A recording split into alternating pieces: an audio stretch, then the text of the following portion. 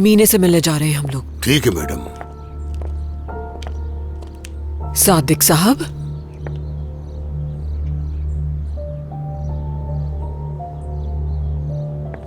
खैरियत तो है? मेरे भाई फातेह ने विरासत में हिस्सा मांगने के लिए केस किया है हम पर। वो हमारा घर बेचना चाहता है। मुझे समझ नहीं आ रहा कि मैं आपको ये सब क्यों बता रहा हूँ, क्योंकि आप तो बहुत अच्छी तरह जानती हैं। दरअसल उसका जो वकील है वो तो आपकी कंपनी का मुलाजिम है। हाँ, क्या आपको मालूम नहीं था? मुझे तो लगा था आप लोगों के दरमियान समझौता हो गया, इसलिए मैंने मदद की। याद होगा कि आपकी शादी की सालगिरह में आपके भाई ने वो घर वाला मौजू उठाया था। और हमने भी जिक्र किया था कि हम इस तरह का कोई काम नहीं करना चाहते। मुझे क्या पता, मैंने सोचा कि हो सकता है सुलह हो गई हो। मोहतरमा रोशन साहिबा, आपका हमारे खानदान से आखिर क्या मसला है? क्या चाहती हैं आप हमसे? मेरा आप लोगों के साथ कोई मसला नहीं। मैं तो अपनी सरमायाकारी के लिए कर रही हूँ ऐसा। जिसे आप सरमायाकारी का नाम दे रही हैं वो मेरा घर है, खानदान है। इसके अलावा मेरी बेटी आपकी बहू है, यानी हम एक खानदान है। इस तरह की कोई कोशिश करने से पहले आपको आकर हमसे नहीं पूछना चाहिए था क्या? आप जिस खानदान की बात कर रहे हैं ऐसा कुछ नहीं है हमारे दरमियान। क्या नसरीन साहिबा ने मेरे पास आकर मुझे वजाहत दी जब आपकी बेटी ने सोना बेचा था? तो मैं भी सरमायाकारी कर रही हूँ, इसीलिए मुझे भी वजाहत देने की जरूरत नहीं है, समझ गए? क्या वाकई? क्या आप ये बात नहीं जानती, जिस इंसान को रिश्तों की कदर ना हो वो कोई चीज नहीं पहचानता? तो आपके लिए मशवरा है, अपनी इस सरमायाकारी की सोच को तर्क कर दें ताकि मेरे घर वाले और बच्चे सुकून की जिंदगी गुजार सकें। मुझे उम्मीद है कि अभी आपका दिल इतना सियाह नहीं हुआ होगा कि आप अपने बच्चों की जिंदगी तबाह कर दें। तो ये आप मुझसे कह रहे हैं? हाँ, जिस बेटी ने हमें पूरे माशरे में बदनाम कर दिया, इसके बावजूद भी उसे अपने घर में पनाह दी, अपनाया, तो इसका शुक्रिया ऐसे अदा करेंगे आप लोग? मेरी बेटी को न ही आपकी और न ही इस घर की जरूरत है, क्योंकि उसके साथ प्यार करने वाला शौहर मौजूद है। आप फिक्र मत करें, वो मुस्तकिल यहां नहीं रहने वाले। समझी नहीं मैं। जल्द ही समझ में आ जाएगा।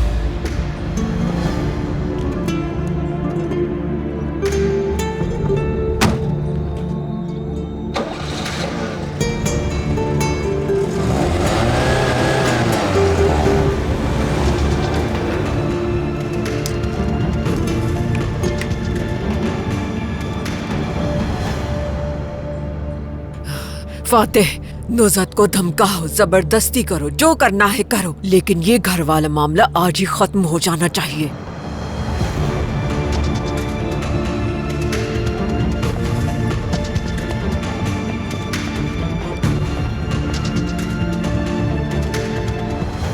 एक और घर देख लेते हैं, उसके बाद फैसला करते हैं।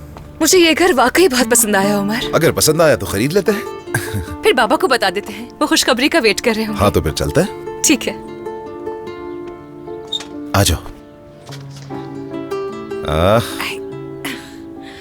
1 2 3।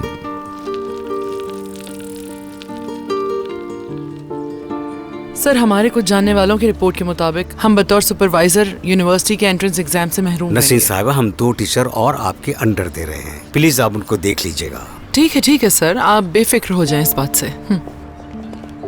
Nasreen aunty, Nasreen aunty. क्या हुआ मसूद? आप मेरे साथ चलें। कहाँ? चले मेरे साथ। हुआ क्या है बेटा? चले मेरे साथ।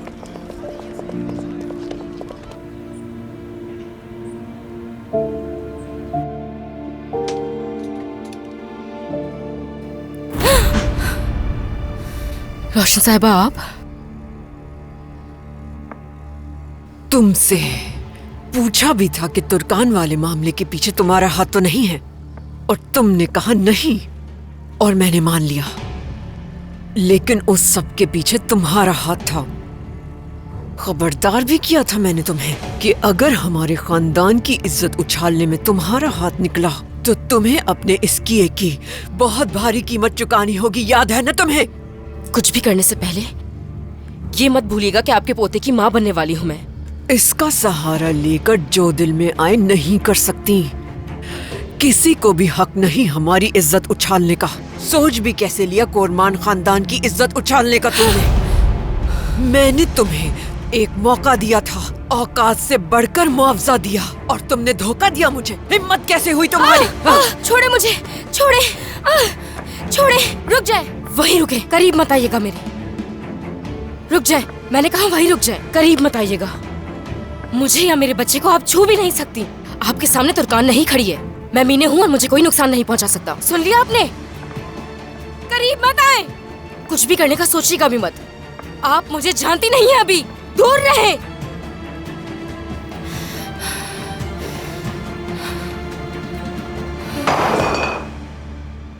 आप यकीन करें मेरा रोशन साहिबा, आपकी साख को दागदार करने का मेरा बिल्कुल भी मकसद नहीं था। मैं तो सिर्फ उमर की नजरों में तुर्कान को बदनाम करना चाह रही थी। मुझे ये अंदाजा नहीं था कि उससे आपके खानदान को नुकसान पहुंच सकता है।